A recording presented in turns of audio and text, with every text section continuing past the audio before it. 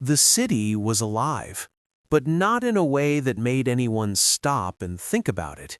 It was alive the way it always had been, quietly, automatically, as if it had been doing the same routine for so long that it forgot there could ever be another way. People were waking up in their homes, not because something demanded their attention, but because life simply told them to continue. Doors opened, streets filled, machines started running, and the world kept moving forward without hesitation. Coffee shops filled with the smell of normal mornings. Cars moved through traffic like they had done it 1,000 times before, and strangers passed each other without ever thinking that this moment might mean anything. Everything looked safe. Everything looked predictable. And that is exactly why no one noticed that something about this day felt slightly different. Not enough to panic, not enough to stop, just enough to be ignored. Because that's how change always begins, quiet enough to be invisible until it's too late to recognize it at all. And today, the city was standing on the edge of something it could not yet see. At exactly 9 a.m., the entire world of the city broke for a single second. Not gradually, not partially, completely. Every screen turned black at the same time. Billboards across buildings, phones in people's hands, train station monitors, traffic displays, even the smallest public screens, all of them shut down together, as if something had pressed a single invisible button across the entire city. And then, after that one moment of silence, a message appeared. No logo, no authority, no explanation. Only words. Cold, direct, unavoidable. The last train will depart in 60 minutes. For a few seconds, nobody understood. People assumed it was a glitch, a prank, a system error, something temporary. But the message did not disappear. Instead, a countdown began. Slow, precise, unstoppable. And that's when the feeling changed.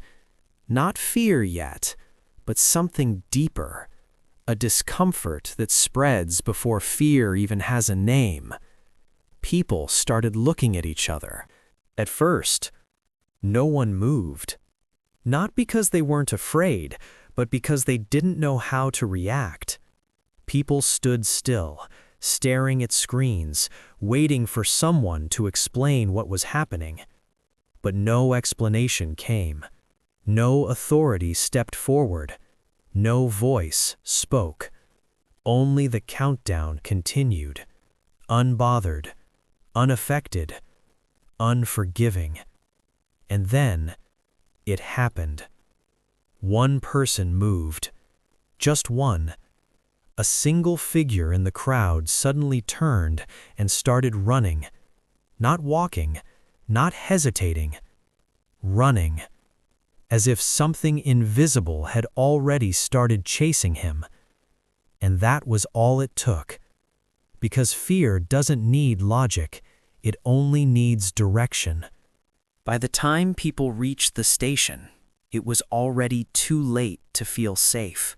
The place wasn't just crowded, it was compressed, as if the space itself couldn't handle the number of people inside it anymore. Bodies pressed against each other, breathing became heavier, and the air started to feel thin. Voices overlapped, shouts turned into noise, noise turned into pressure. And above all of that, the message was still there, unchanged, unmoved. The last train will depart in 60 minutes. But now, it didn't feel like a chance. It felt like a limit, a line, something you either make it through or don't. And for the first time, people stopped looking at the screens and started looking at each other, not as strangers anymore, but as obstacles. The lights went out. Not one by one, not gradually, all at once. And in that single moment, the city stopped being real. Not because it disappeared, but because it was never meant to continue. Everything faded. Sound, movement, time. And what remained was not a place, but a memory of one.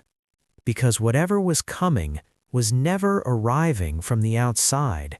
It had always been here, waiting, watching, and the last train was never meant to leave.